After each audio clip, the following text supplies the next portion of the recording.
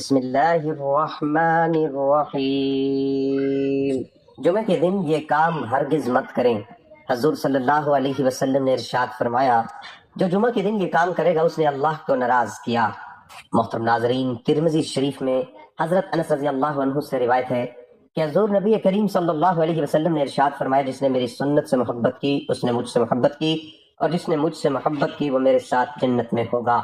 حضرت ابو ہریرہ رضی اللہ عنہ سے روایت ہے کہ حضور نبی صلی اللہ علیہ وسلم نے ارشاد فرمایا، جس شخص نے میری امت کے فساد کے وقت میری سنت کو تھام لیا تو اس کے لیے 100 شہیدوں کا اجر ہے۔ اللہ تعالیٰ نے جمعۃ المبارک کے دن کو باقی دنوں کا سردار بنایا ہے۔ اس نام کی مستقل ایک سورت مبارکہ اللہ تعالیٰ نے قرآن کریم میں نازل فرمائی۔ جمعۃ المبارک کی قرآن و سنت میں بہت فضیلت مذکور ہے، اس لیے اس دن مسنون اعمال کا اہتمام کرنا چاہیے تاکہ اللہ تعالیٰ ہمیں جمعۃ المبارک کی فضیلت اور برکت نصیب فرمائے۔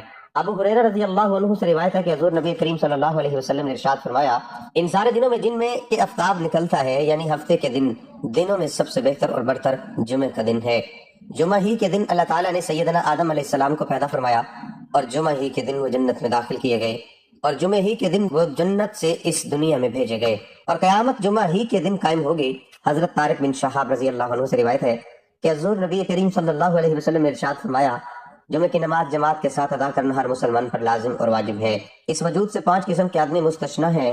نمبر 1 غلام، نمبر 2 عورت، نمبر 3 نابالغ لڑکا، نمبر 4 بیمار، نمبر 5 مسافر۔ اسی طرح ابو الحاد رمزی رضی اللہ عنہ سے روایت ہے کہ حضور نبی کریم صلی اللہ علیہ وسلم نے ارشاد فرمایا، جو آدمی بلا عذر 3 جمعہ یعنی سستی اور سہل انگاری کی وجہ سے چھوڑ دے گا، اللہ تعالیٰ اس کے دل پر مہر لگا دے گا، یعنی پھر وہ شخص نیک عمل کی توفیق سے محروم ہی رہے گا۔ حضرت سلمان فارسی رضی اللہ عنہ سے روایت ہے کہ حضور نبی کریم صلی اللہ علیہ وسلم نے ارشاد فرمایا کہ جو آدمی جمعہ کے دن غسل کرے اور جہاں تک ہو سکے صفائی پاکیزگی کا اہتمام کرے، جو تیل اور خوشبو اس کے گھر میں ہو اسے لگائے، پھر وہ گھر سے نماز کے لیے جائے اور مسجد پہنچ کر اس کی احتیاط کرے کہ جو 2 آدمی پہلے ساتھ بیٹھے ہوں ان کے درمیان نہ بیٹھے، پھر جو نماز یعنی سنن اور نوافل کی جتنی رکعتیں اس کے لیے مقرر ہوں وہ پڑھے، پھر جب امام خطبہ دے تو توجہ اور خاموشی کے ساتھ اس کو سنے، تو اللہ تعالیٰ کی طرف سے اس جمعہ اور گزشتہ کے درمیان کے اس کے گناہ بخش دیے جائیں گے۔ حضور نبی کریم صلی اللہ علیہ وسلم نے ارشاد فرمایا، جو شخص جمعہ کے دن 7 اعمال کر لے، اس کو مسجد جاتے ہوئے ہر قدم ہر سال کی نفلی نمازوں کا ثواب اور 1 سال کی نفلی روزوں کا اجر و ثواب ملے گا۔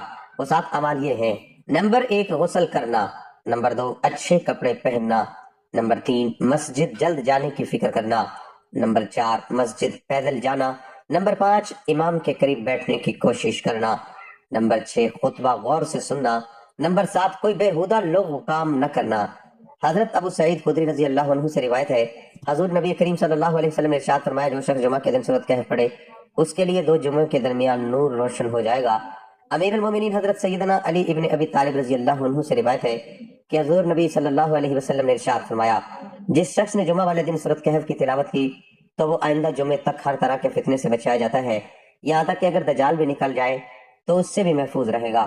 اسی طرح حدیث مبارک میں آتا ہے کہ جس شخص نے سورۃ کہف کی پہلی 10 آیتیں حفظ کر لی اور پابندی سے پڑھتا رہا وہ دجال کے فتنے سے بچا دیا جائے گا۔ اسی طرح آخری 10 آیتوں کے متعلق بھی روایت آتی ہے کہ اسی طرح روایت میں یہ بھی آتا ہے کہ جو شخص سورۃ کہف کی پہلی 3 آیتیں پڑھتا رہے گا وہ بھی دجال کے فتنے سے محفوظ رہے گا۔ حضور نبی کریم صلی اللہ علیہ وسلم نے ارشاد فرمایا، جس نے مجھ پر صبح اور شام 10 مرتبہ درود شریف بھیجا اسے روز قیامت میری شفاعت نصیب ہوگی۔ جمعے کے روز کثرت کے ساتھ حضور نبی کریم صلی اللہ علیہ وسلم کی ذات گرامی پر درود شریف پڑھنا چاہیے۔ آپ صلی اللہ علیہ وسلم نے ارشاد فرمایا، جمعہ کے دن کثرت سے مجھ پر درود شریف پڑھا کرو، جو کوئی مجھ پر جمعہ کے دن درود شریف پڑھتا ہے میرے سامنے اس کا درود شریف پیش کیا جاتا ہے۔ درود شریف چاہے دن کو پڑھا جائے یا رات کو ثواب برابر ہے۔ چنانچہ آپ صلی اللہ علیہ وسلم نے ارشاد فرمایا، جمعہ کے دن اور رات کو مجھ پر کثرت سے درود پڑھا کرو، کیونکہ جس نے مجھ پر 1 مرتبہ درود شریف پڑھا اللہ تعالیٰ اس پر 10 رحمتیں نازل فرماتے ہیں۔ حضرت سیدنا ابی بن کعب رضی اللہ عنہ سے روایت ہے کہ میں نے حضور نبی کریم صلی اللہ علیہ وسلم کی خدمت میں عرض کیا، میں چاہتا ہوں کہ آپ صلی اللہ علیہ وسلم کو درود شریف زیادہ بھیجا کروں، آپ مجھے بتا دیجئے کہ میں اپنی دعا میں کتنا حصہ آپ پر درود شریف کے لیے مخصوص کر دوں۔ آپ صلی اللہ علیہ وسلم نے ارشاد فرمایا، جتنا چاہو۔ میں نے عرض کیا، اس وقت کا 1/4 حصہ۔ آپ صلی اللہ علیہ وسلم نے ارشاد فرمایا، جتنا تم چاہو، اور اگر زیادہ کر دو گے تو تمہارے لیے بہتر ہی ہوگا۔ میں نے عرض کیا، کیا نصف حصہ؟ آپ صلی اللہ علیہ وسلم نے ارشاد فرمایا، جتنا تم چاہو، اور اگر زیادہ کر دو گے تو تمہارے لیے بہتر ہی ہوگا۔ میں نے عرض کیا، تو پھر اس میں 2/3۔ آپ صلی اللہ علیہ وسلم نے ارشاد فرمایا، جتنا تم چاہو، اور اگر اور زیادہ کر دو گے تو تمہارے لیے خیر ہی کا باعث ہوگا۔ تو میں نے عرض کیا، میں اپنی دعا کا سارا وقت ہی آپ صلی اللہ علیہ وسلم پر درود شریف کے لیے مخصوص کرتا ہوں۔ آپ صلی اللہ علیہ وسلم نے ارشاد فرمایا، اگر تم ایسا کرو گے تو تمہاری ساری فکروں اور ضرورتوں کی اللہ تعالیٰ کی طرف سے کفایت کی جائے گی اور تمہارے گناہ اور قصور ختم کر دیے جائیں گے۔ جمعۃ المبارک کے دن صلاۃ و تسبیح کا اہتمام کرنا۔ صلاۃ و تسبیح بڑی اہم اور عظیم اجر و ثواب کی حامل نفلی نماز ہے۔ آپ صلی اللہ علیہ وسلم نے حضرت سیدنا عباس رضی اللہ عنہ اور حضرت سیدنا جعفر رضی اللہ عنہ کو یہ بڑی تاکید کی کہ بعد بطور تحفہ سکھائی تھی۔ چنانچہ حضرت سیدنا عبداللہ بن عباس رضی اللہ عنہما سے روایت ہے کہ آپ صلی اللہ علیہ وسلم نے ایک دن اپنے چچا حضرت سیدنا عباس رضی اللہ عنہ سے فرمایا، اے عباس رضی اللہ عنہ، اے میرے محترم چچا، کیا میں آپ کی خدمت میں ایک گراں قدر عطیہ اور ایک قیمتی تحفہ پیش کروں؟ کیا میں آپ کو خاص بات بتاؤں؟ کیا میں آپ کے 10 کام اور آپ کی 10 خدمتیں کروں؟ یعنی آپ کو ایک ایسا عمل بتاؤں جس سے آپ کو 10 عظیم الشان فائدے حاصل ہوں۔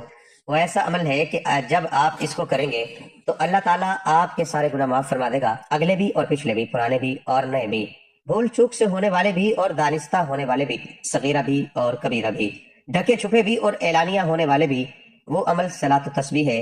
میرے چچا، اگر آپ سے ہو سکے تو روزانہ یہ نماز پڑھا کریں، اور اگر روزانہ نہ پڑھ سکے تو ہر جمعہ کے دن پڑھ لیا کریں، اور اگر آپ یہ بھی نہ کر سکے تو سال میں ایک دفعہ پڑھ لیا کریں، اور اگر یہ بھی نہ ہو سکے تو کم از کم زندگی میں ایک بار ہی پڑھ لیں۔ جمعہ کے دن کن کاموں سے بچنا ضروری ہے؟ میرے عزیز بھائیوں اور بزرگوں، آج کا ہمارا موضوع نہایت اہم اور فکر انگیز ہے۔ وہ دن جسے اللہ تعالیٰ نے تمام دنوں پر فضیلت عطا فرمائی، وہ دن جسے سید الایام کہا جاتا ہے، یعنی جمعہ کا دن۔ یہ وہ مبارک دن ہے جس میں آدم علیہ السلام کی پیدائش ہوئی، اسی دن جنت میں داخل کیے گئے اور اسی دن دنیا کا اختتام بھی ہوگا۔ لیکن افسوس، ہم میں سے بہت سے لوگ اس دن کی عظمت کو سمجھنے کی بجائے ایسے کاموں میں مشغول ہو جاتے ہیں جو اللہ تعالیٰ کی ناراضگی کا سبب بنتے ہیں۔ میرے معزز بھائیوں اور بزرگوں، حضرت محمد مصطفیٰ صلی اللہ علیہ وسلم یہ وہ ہستی ہیں جنہیں اللہ تعالیٰ نے پوری انسانیت کے لیے رحمت بنا کر بھیجا۔ آپ صلی اللہ علیہ وسلم کی زندگی ہمارے لیے مکمل ضابطہ حیات ہے۔ اگر ہم کامیابی چاہتے ہیں دنیا میں بھی اور آخرت میں بھی، تو ہمیں آپ صلی اللہ علیہ وسلم کی سیرت کو سمجھنا اور اس پر عمل کرنا ہوگا۔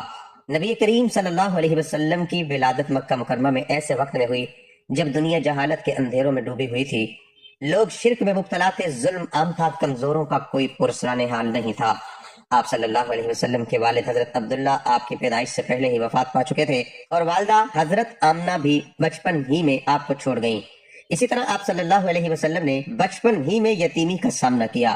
پھر آپ صلی اللہ علیہ وسلم کی پرورش آپ کے دادا حضرت عبد المطلب اور ان کے بعد چچا ابو طالب نے کی۔ یہ تمام حالات اس بات کی نشاندہی کرتے ہیں کہ اللہ تعالیٰ اپنے نبی صلی اللہ علیہ وسلم کی تربیت خود فرما رہے تھے۔ جب آپ صلی اللہ علیہ وسلم جوانی کو پہنچے تو آپ کا کردار اتنا بلند تھا کہ پورا مکہ آپ کو الصادق الامین کے لقب سے پکارنے لگا۔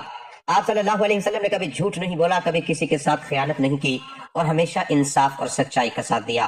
یہ وہ زمانہ تھا جب لوگ چھوٹی چھوٹی باتوں پر لڑتے تھے، لیکن آپ صلی اللہ علیہ وسلم ہمیشہ صلح اور بھلائی کی بات کرتے تھے۔ 40 سال کی عمر میں جب آپ صلی اللہ علیہ وسلم غار حرا میں عبادت کیا کرتے تھے، اللہ تعالیٰ نے آپ صلی اللہ علیہ وسلم کو نبوت سے سرفراز فرمایا۔ حضرت جبرائیل علیہ السلام وحی لے کر آئے اور آپ صلی اللہ علیہ وسلم کو اللہ کا پیغام پہنچایا۔ یہی وہ لمحہ تھا جب انسانیت کی ہدایت کا سفر شروع ہوا، جب آپ صلی اللہ علیہ وسلم نے لوگوں کو اللہ کی وحدانیت کی دعوت دی تو مکہ کے کفار نے سخت مخالفت کی۔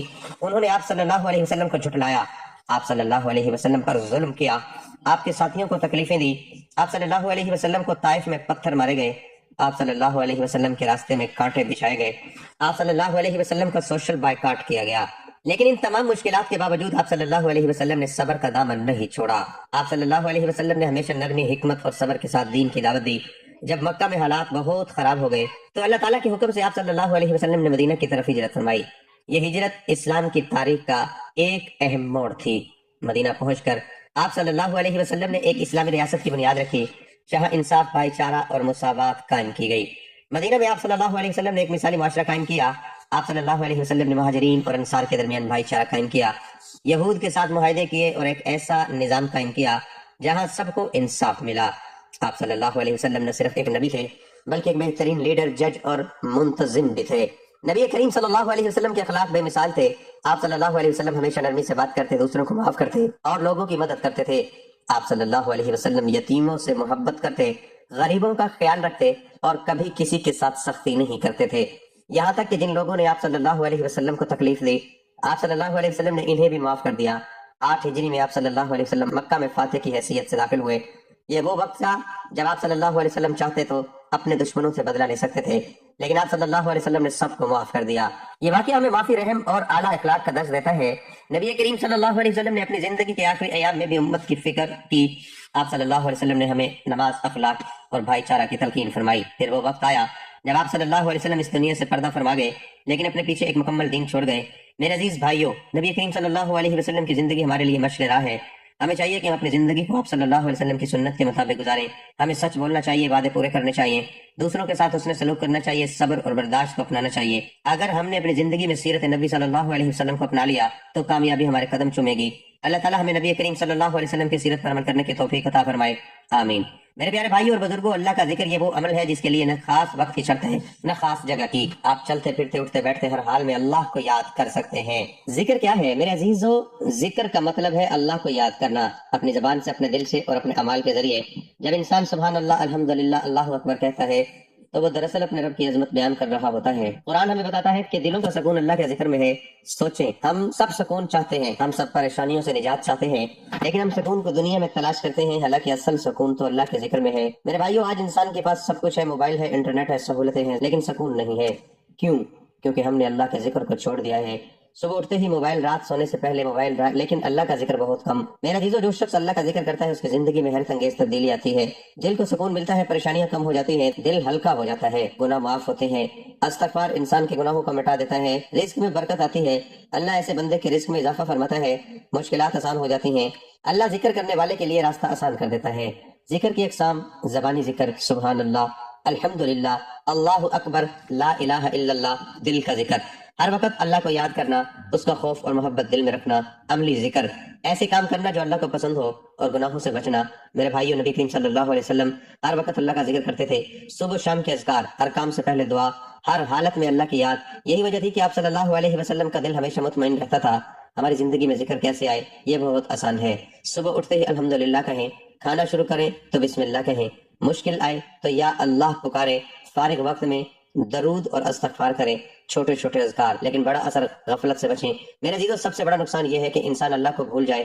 جب انسان اللہ کو بھولتا ہے تو اللہ اسے اس کے حال پر چھوڑ دیتا ہے، اور جب اللہ چھوڑ دے تو کوئی سہارا نہیں رہتا۔ اللہ تعالیٰ ایسے بندوں سے محبت کرتا ہے جو ذکر کرتے ہیں، فرشتے ان کے گرد جمع ہوتے ہیں، رحمت نازل ہوتی ہے، اور اللہ ان کا ذکر فرشتوں میں کرتا ہے۔ یہ کتنی بڑی خوش نصیبی ہے۔ میرے پیارے بھائیو، آج فیصلہ کریں کہ ہم اپنی زندگی میں اللہ کا ذکر شامل کریں گے، زبان سے بھی ذکر، دل سے بھی ذکر، عمل سے بھی ذکر۔ یاد رکھیں، دنیا کی کامیابی بھی ذکر میں ہے اور آخرت کی کامیابی بھی ذکر میں ہے۔ اللہ تعالیٰ ہمیں کثرت سے اپنا ذکر کرنے والا بنا دے، ہمیں غفلت سے بچائے اور ہمارے دلوں کو اپنے ذکر سے زندہ کر دے، آمین۔ آج ہم اسی بات پر غور کریں گے کہ جمعہ کے دن کون سے کام ہرگز نہیں کرنے چاہیے۔ پہلی بات، جمعہ کے دن نماز کو معمولی سمجھنا۔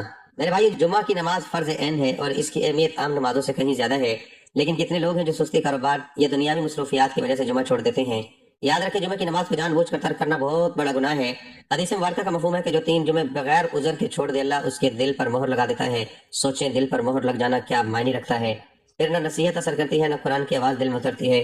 دوسری بات، خطبہ جمعہ کے دوران باتیں کرنا۔ میرے عزیزو، جب امام خطبہ دے رہا ہو اس وقت خاموشی اختیار کرنا واجب ہے۔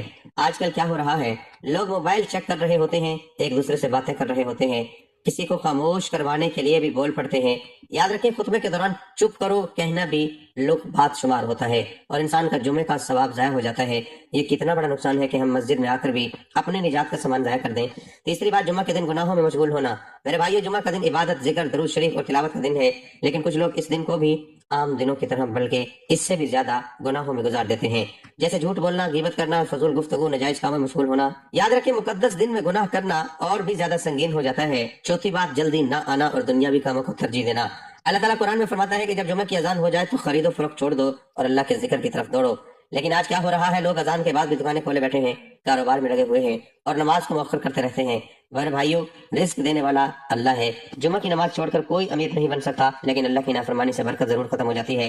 پانچویں بات، درود شریف سے غفلت۔ جمعہ کے دن کی ایک خاص عبادت درود شریف ہے۔ حدیث مبارکہ کا مفہوم ہے کہ جمعہ کے دن مجھ پر کثرت سے درود بھیجو، لیکن افسوس ہم اس بابرکت دن کو بھی غفلت میں گزار دیتے ہیں۔ میرے بھائیو، درود شریف پڑھنا نہ صرف باعث اجر ہے بلکہ ہماری مشکلات کے حل کا ذریعہ بھی ہے۔ چھٹی بات، صفائی اور طہارت کا اہتمام نہ کرنا۔ جمعہ کے دن غسل کرنا، صاف کپڑے پہننا، خوشبو لگانا سنت ہے، لیکن بعض لوگ بغیر تیاری میلے کپڑوں میں اور جلدی جلدی مسجد میں پہنچتے ہیں۔ یہ نہ صرف سنت کے خلاف ہے بلکہ مسجد کے آداب کے خلاف بھی ہے۔ میرے عزیز بھائیو، جمعہ کا دن اللہ کی طرف سے ایک تحفہ ہے، ایک موقع ہے، ایک سنہری دن ہے جس میں ہم اپنے گناہوں کی معافی حاصل کر سکتے ہیں۔ آئیے عہد کریں، جمعہ کی نماز باقاعدگی سے ادا کریں گے، خطبہ غور سے سنیں گے، گناہوں سے بچیں گے۔ درود شریف کی کثرت کریں گے اور اس دن کو عبادت میں گزاریں گے، اللہ تعالیٰ ہمیں جمعہ کے دن کی قدر کرنے کی توفیق عطا فرمائے اور ہمیں اپنی رضا والے اعمال کرنے کی ہدایت دے۔ اللہ تعالیٰ ہم سب کو ان باتوں پر عمل کرنے کی اور اپنی زندگی سنوارنے کی توفیق عطا فرمائے۔ محترم ناظرین، میں آپ سب سننے اور دیکھنے والوں کے لیے اللہ پاک سے دعا مانگ رہا ہوں، آمین ضرور کہیے گا۔ کیا پتہ کسی کی آمین سے ہماری دعا قبول ہو جائے اور ہماری زندگی سے مشکلیں آسان ہو جائے۔ یا اللہ ہم سب کی جائز حاجات کو پورا فرما، ہم سب کے دل کی مرادیں قبول کر اور مایوسی سے بچا۔ اللہ تعالیٰ ہم سب کو کامل شفا عطا فرمائے، ہر بیماری کو دور فرمائے اور صحت کاملہ عاجلہ نصیب کرے، آمین۔ یا رب دل کو سکون عطا فرما، پریشانیوں کو ختم کر اور صبر و اطمینان دے، آمین۔ اللہ تعالیٰ ہم سب کو دنیا و آخرت کی ہر بلائی عطا فرمائے، ہر کام میں آسانی پیدا کرے اور برکت ڈالے، آمین۔ یا اللہ ہر مشکل کو آسان فرما، ہر رکاوٹ کو دور کر اور کامیابی نصیب فرما، آمین۔ اللہ رزق میں وسعت اور برکت عطا فرمائے، حلال اور پاکیزہ روزی نصیب کرے، آمین۔ یا رب ہمارے گناہوں کو معاف فرما، ہم پر اپنی رحمت نازل فرما اور ہمیں نیک راستے پر قائم رکھ، آمین۔ اللہ تعالیٰ ہمیں ہر نیکی کی توفیق عطا فرمائے، ہر برائی سے بچائے، ہماری دعاؤں کو قبول فرمائے اور ہمیں اپنی رضا نصیب کرے، آمین ثم آمین۔ دعا ہے کہ اللہ پاک میرا سنانا اور آپ کو سننا اپنی پاک بارگاہ الہی میں قبول و منظور فرمائے۔ ناظرین، اپنے رزق میں برکت، وسعت اور کشادگی کے لیے اللہ پاک کے 99 ناموں میں سے کوئی ایک نام لکھ کر کمنٹ میں ضرور شیئر کریں، جزاک اللہ خیر کثیر۔ اللہ تعالیٰ ہم سب کا حامی و ناصر ہو، آمین۔